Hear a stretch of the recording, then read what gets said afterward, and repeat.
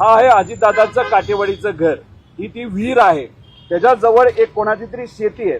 त्या शेतीला हे एक बकरी मारून आणि पूजा करून हे 28 तारखेच्या आधीच तिथं टांगली होती। आता फक्त हाडं आणि काही थोड्या प्रमाणात मांस हे तिथं आहे। आम्हाला जी माहिती कळालेली आहे आणि त्याबद्दलचं आम्ही नमूद केलेलं आहे, बारामतीचा एक छोटा कुठला तरी नेता आहे जो खराताच्या सातत्याने संपर्कात होता आणि अजितदादांच्या जे काही पक्षातले प्रमुख जे नेते आहेत जे खराताच्या संपर्कात होते त्या लोकांबरोबर काही आर्थिक संबंध या छोट्या नेत्याचे आहेत। काटेवाडी हे जे घर आहे त्या घराचे जे काही आपल्याला पगार द्यावे लागतात, पेमेंट करावे लागतात, त्याच्यामध्ये हा छोटा नेता कुठेतरी इन्व्हॉल्ड आहे असं आम्हाला कळतंय।